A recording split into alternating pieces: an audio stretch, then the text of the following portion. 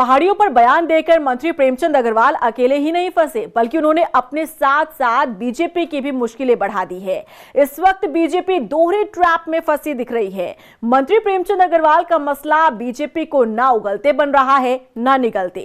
Party अगर मंत्री पर कार्रवाई करती है तो मैदानी वोट छिटकने का डर पार्टी को सता रहा है, और कार्रवाई नहीं करती है तो पहाड़ विरोधी का ठप्पा बीजेपी पर लग सकता है। आखिर कैसे इस जाल से निकलेगी बीजेपी, देखिए इस रिपोर्ट में। पहाड़ी मैदानी की लड़ाई में फंस गई बीजेपी, पार्टी की मुश्किलें बढ़ा गए मंत्री जी। दोहरे ट्रैप में फंसी बीजेपी, प्रेमचंद पर होगा एक्शन या पार्टी पर दिखेगा रिएक्शन? अरे ये विवाद बेतुका विवाद है। देखो यहाँ पे उत्तराखंड में क्या है कि मतलब चारों कोनों से बंदा आ रखा है काम के लिए, पहाड़ी भी है और मतलब प्लेन से इधर उधर से भी आ रखा है। तो ना कि इन चीज़ों पे फोकस करते हुए मैं तो यही कहूँगा कि जो कार्य करने के लिए आ रखे हैं उन पर ज़्यादा फोकस किया जाए तो ज़्यादा अच्छा रहेगा। हमारा कहना तो यही है कि बस जो भी है और सही से रहे, पहाड़ी हो या मैदानी हो उससे कोई फर्क नहीं पड़ता, सब दो रोटी कमाने के लिए आ रखे हैं। 2027 विधानसभा चुनाव के लिए जहां एक तरफ बीजेपी अपनी राह आसान बनाने की जुगत में थी, तो वहीं इस बीच पहाड़ियों पर बयान देकर कैबिनेट मंत्री प्रेमचंद अग्रवाल ने खुद के साथ साथ पार्टी की भी मुश्किलें बढ़ा दी है। सदन के भीतर पहाड़ियों के लिए कहे गए अपशब्द के बाद से ये मामला शांत होता दिखाई नहीं दे रहा। मंत्री पर कार्रवाई की मांग की जा रही है। ऐसे में बीजेपी दोहरे ट्रैप में फंस चुकी है।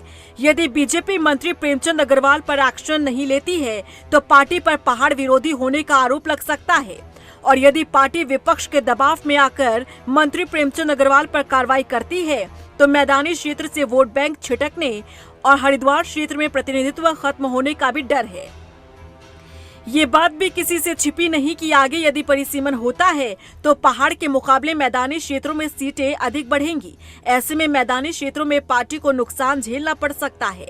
उत्तराखंड की भौगोलिक स्थिति देखें तो उत्तराखंड में 5 लोकसभा सीटें हैं। 2 लोकसभा सीटें पौड़ी गढ़वाल और अल्मोड़ा पूरी तरह से पहाड़ी क्षेत्र है, जबकि हरिद्वार सीट पूरी तरह से मैदानी है।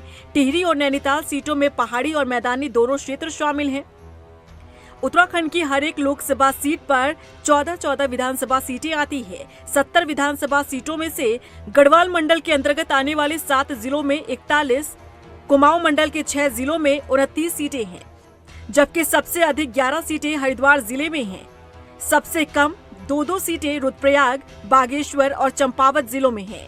पर्वतीय और मैदानी क्षेत्र में लगभग बराबर सीटें ही आती है। उत्तरकाशी, चमोली, रुद्रप्रयाग, टिहरी, पिथौरागढ़, बागेश्वर, अल्मोड़ा और चंपावत जिलों की सभी सीटें पर्वतीय भूगोल की हैं।